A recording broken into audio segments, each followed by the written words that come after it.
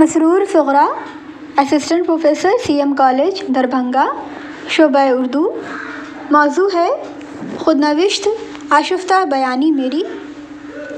ایک مطالعہ رشید احمد صدیقی کے حوالے سے۔ آشفتہ بیانی میری رشید احمد صدیقی کی مشہور خود نوشت ہے، جس میں رشید احمد صدیقی نے اپنی زندگی کے مختلف شعبوں بالخصوص علی گڑھ مسلم یونیورسٹی کی ترجمانی کی ہے۔ 1958 میں پہلی بار یہ کتاب علی گڑھ مسلم ایجوکیشنل پریس سے شائع ہوئی۔ اس کی دوسری اشاعت لکھنؤ سرفراز قومی پریس 1958 میں، تیسری اشاعت دہلی مکتبہ ادب نو 1960 میں، چوتھی اشاعت مکتبہ جامعہ نئی دہلی سے 1962 میں ہوئی۔ پیش نظر یہ مطبوعہ اگست 2002 میں مکتبہ جامعہ لمیٹڈ نئی دہلی سے شائع ہوا، جو 151 صفحات پر مشتمل ہے۔ اردو ادب میں تقریباً 50 سے زائد خود نوشت لکھی گئی ہیں، جن میں یادوں کی دنیا یوسف حسین خان، آپ بیتی عبدالماجد دریابادی، یادوں کی بارات جوش ملی آبادی، شہاب نامہ قدرت اللہ شہاب، میرے ماہ و سال جاوید شاہین، تارے جہاں دراز ہے قرۃ العین حیدر،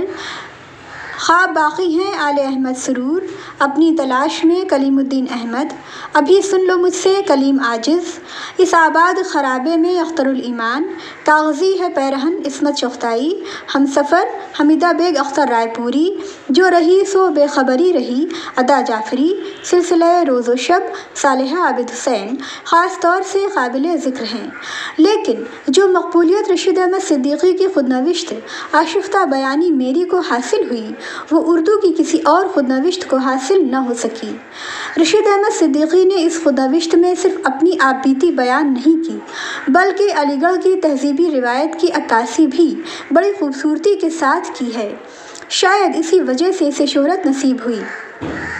لیکن ہم اس کی مقبولیت و شہرت کی وجہ صرف اس چیز کو قرار نہیں دے سکتے، بلکہ اس کا انوکھا انداز بیان، زبان کی شگفتگی اور شائستگی، دلچسپ واقعات، شعر و ادب سے متعلق مختلف نظریات، مختلف اشخاص کا تذکرہ، تعلیم و تدریس کی اہمیت و افادیت، اخلاق و کردار کے مثبت پہلو وغیرہ ایسے عناصر ہیں جو اس خود نوشت کی معروفیت و شہرت کا سبب بنتی ہیں۔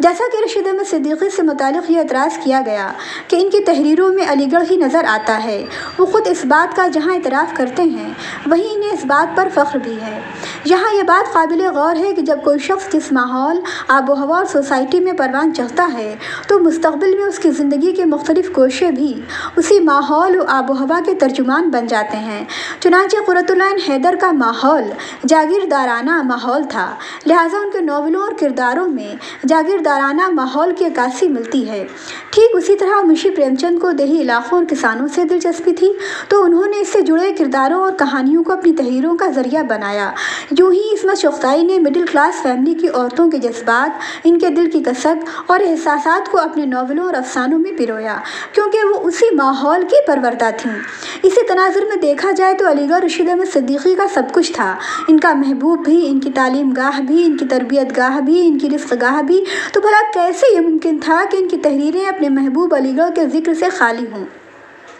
اسی لیے رشید احمد صدیقی کی تحریروں میں علی گڑھ کی جھلک ملتی ہے، اور ساتھ ہی ساتھ ان کی پوری زندگی علی گڑھ کی تہذیبی اور روایتی عکاس کی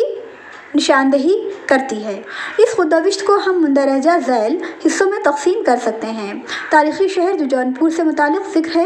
جس میں علی گڑھ AMO کالج کی تعلیمی اور تفریحی سرگرمیوں کا ذکر، یہاں کی تہذیب اور روایت کا تذکرہ، ملک کے حالات پر تبصرہ، مختلف شخصیتوں سے متعلق ذکر، سر سید اور ان کے رفقا کا تذکرہ، شعر و ادب سے متعلق ذاتی افکار و نظریات کا بیان ہمارے لیے توجہ کا مرکز ہیں۔ علی گڑھ مسلم یونیورسٹی سر سید احمد خان کے خوابوں کی تعبیر کہی جاتی ہے، اور ہندوستانی قوم بالخصوص مسلم قوم کا مستقبل۔ رشید احمد صدیقی جونپور سے ابتدائی تعلیم مکمل کرنے کے بعد اعلیٰ تعلیم کے لیے 1915 میں علی گڑھ آئے اور AMO کالج میں داخلہ لیا۔ یہاں کی آب و ہوا، تہذیب و تمدن سے وہ اس قدر مروب ہوئے کہ یہیں بحیثیت اردو کے استاد، پروفیسر اور صدر شعبہ اردو رہے، اور پھر زندگی کی آخری سانس تک علی گڑھ کو نہیں چھوڑا اور یہیں کی مٹی کے ہو کر رہ گئے۔ رشید احمد صدیقی علی گڑھ کی تعلیم و تربیت اور یہاں کے اساتذہ سے استفادہ کر کے اپنے اندر بے پناہ صلاحیتیں انہوں نے پیدا کیں۔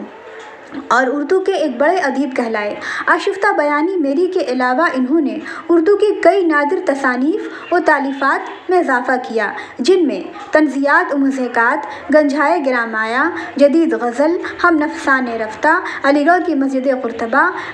غالب کی شخصیت و شاعری، ہمارے ذاکر صاحب، علی گڑھ ماضی و حال، زبان اردو پر سرسری نظر، اقبال کی شاعری خاص طور سے قابل ذکر ہیں۔ 1858 کے سانحے کے بعد جب ملک و قوم پر جس طرح کی مصیبتوں پریشانیوں کا پہاڑ ٹوٹا وہ کسی سے بھی پوشیدہ نہیں ہے۔ ایسے موقع پر اور ایسے حالات میں AMU کالج علی گڑھ نے جو اہم کردار ادا کیا، اس کا بیان اپنی خود نوشت میں رشید احمد صدیقی کچھ اس طرح کرتے ہیں۔ وہ کہتے ہیں کہ غالباً مدرسۃ العلوم علی گڑھ ہی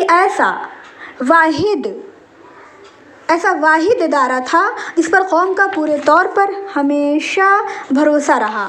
جس نے بحیثیت مجموعی قوم کی سب سے مفید اور دیرپا خدمات انجام دی اور جس کی خدمات کو متفقہ طور پر تقریباً ہر حلقے میں سراہا گیا، جس نے مسلمانوں کو ہر سمت سے تقویت پہنچائی، ان کے حوصلے اور عزائم کو پروان چڑھایا اور دور نزدیک ان کی توقیر بڑھائی۔ اس کی تاریخ میں وقتاً فوقتاً طرح طرح کے نشیب و فراز بھی آئے جن پر بحث کی جا سکتی ہے، لیکن اس کی خدمات کے بے شبہ ہونے میں کوئی کلام نہیں۔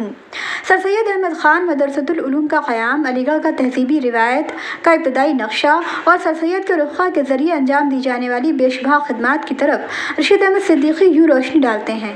سر سید مغلیہ سلطنت کی تباہی اور غدر کی ہولناکیوں سے برآمد ہوئے تھے۔ ان کی شخصیت ان صلاحیتوں پر مشتمل تھی جن کو ایک طرف مٹتے ہوئے عہد کا قیمتی ورثہ اور دوسری طرف اس کی جگہ لینے والے صحت مند تصرفات کی بشارت کہہ سکتے ہیں۔ وہ ایک ایسے رشتے یا واسطے کے مانند تھے جو ایک عظیم ماضی کو اس کے عظیم تر مستقبل سے منسلک مربوط رکھتا ہے، جس کے بغیر نہ تو کسی قوم کے تہذیبی شعور میں ربط و تسلسل باقی رہتا ہے، نہ خود نسل انسانی اس منزلت پر فائز ہو سکتی ہے کہ جس کی بشارت دی گئی ہے۔ مدرسۃ العلوم کا قیام انہی صلاحیتوں کا تقاضا تھا جن کو سر سید اور ان کے رفقائے کرام نے اپنی تحریر، تقریر، شاعری، شخصیت اور عمل محکم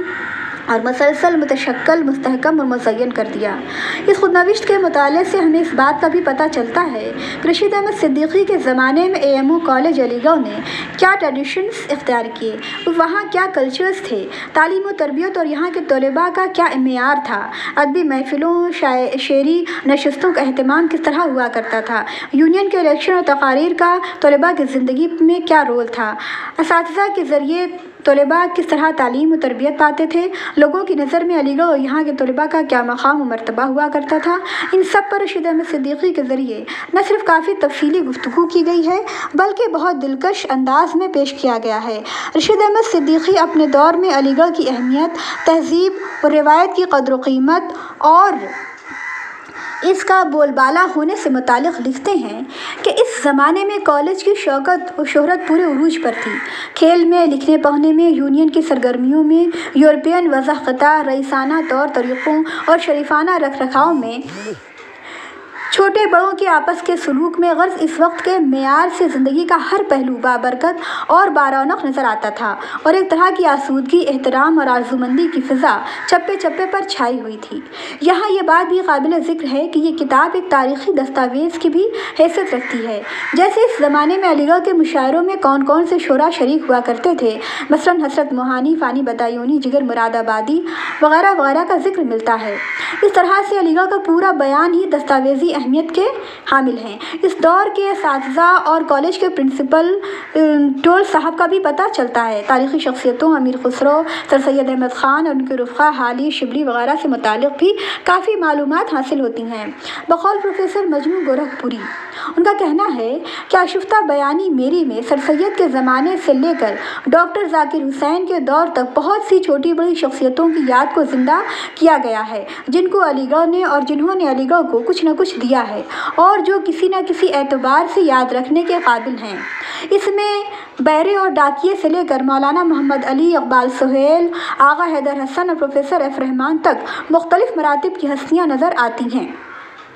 زبان و بیان میں دلکشی اور روانی اس کتاب کا خاص وصف ہے۔ پرکشش اسلوب بیان، واقعات کی پیکر تراشی بھی اس میں موجود ہے۔ عربی فارسی کے الفاظ کے ساتھ ساتھ انگریزی الفاظ کا بھی استعمال دیکھنے کو ملتا ہے۔ موقع و محل کے تحت اشعار سے کام لے کر تحریر میں جان پیدا کی گئی ہے۔ اس کتاب کے مطالعہ سے ہمیں اس بات کا بھی اندازہ ہو جاتا ہے کہ اردو شعر و ادب کے فروغ میں علی گڑھ کا بہت اہم رول رہا ہے۔ رشید احمد صدیقی لکھتے ہیں کہ اگر علی گڑھ نہ ہوتا اور اس نے اردو کو اپنی طرف سے نئی توانائی، نئی راہیں اور رفتار نہ دی ہوتی تو اردو کو اتنی جلد فروغ نصیب نہ ہوتا جو ہوا۔ مزید کہتے ہیں کہ اردو کا نام علی گڑھ بھی ہے۔ مختصر یہ کہ آشفتہ بیانی میری، علی گڑھ کی عکاسی، علی کے دل کی ترجمان، رشید احمد صدیقی کی یادوں کا حسین خواب، پرکشش و پرلطف انداز بیان کا مجموعہ، مزاح و ظرافت کا خوبصورت امتزاج اور علی گڑھ کی تہذیبی روایات کی زندہ مثال ہے۔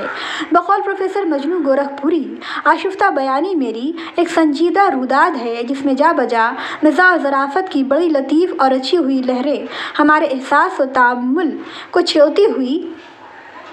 دکھائی دیتی ہیں۔ سنجیدگی اور مزاح کو باہم گھلا ملا کر ایک مزاج بنا دینا رشید احمد صدیقی کا ایک خاص فن ہے، جس کا کامیاب نمونہ یہ رسالہ ہے۔ آشفتہ بیانی میری کے اولین ایڈیشن کے دیباچے میں رشید احمد صدیقی لکھتے ہیں کہ جہاں جائیں وہاں تیرا فسانہ چھیڑ دیتے ہیں، کوئی محفل ہو تیرا رنگ محفل یاد آتا ہے۔ علی گڑھ مجھے عزیز ہے، اس کی کوتاہیوں کے باوجود اگر وہ قابل اعتنا ہوں، یقیناً ان عزیزوں اور بزرگوں کو بھی عزیز ہوگا جن کو اس نے اپنی فیض تربیت سے اخلاص و افتخار سے رہنے سہنے اور دوسروں کو رکھنے کا سلیقہ اور حوصلہ دیا، اور انسانی زندگی جن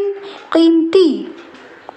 اقدار اور روایات کے سہارے نمود پاتی اور برگبار لاتی ہے، ان سے آشنا کیا۔ 42 سال تک مسلسل جن کو علی گڑھ نے اپنی ان نعمتوں سے بہرہ مند رکھا، علی گڑھ کے بارے میں ان کے تصورات و تاثرات اگر بے ربطی شیرازہ اجزائے حواس کی حد تک پہنچے ہوں تو کیا تعجب۔ آئندہ صفحات میں کچھ عرض کیا گیا ہے کہ وہ علی گڑھ کے بارے میں میرے ذاتی خیالات اور تاثرات ہیں اور زیادہ تر مجھے سے متعلق ہیں۔ ان میں کہیں دراز نفسی ملے گی اور کہیں خود کلامی، ایک آدھ جگہ خام خیالی بھی، جا بجا رندان در میکدہ کی گستاخی نظر آئے گی، فقیہ شہر یا ملائے مکتب کے فیصلے یا فضیحتیں سے بھی سابقہ ہو تو عجب نہیں، لیکن ان سب پر بھاری وہ منطق ہے جو شعر میں ملے گی۔ حدیث دلکش و افسانہ از افسانہ می خزد، دیگر از سر گرفتم قصہ زلف پریشاں را۔